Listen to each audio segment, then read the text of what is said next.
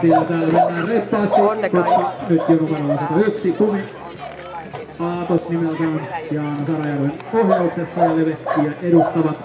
Täällä tekevät aivan näillä hetkillä starttiräjäyksen.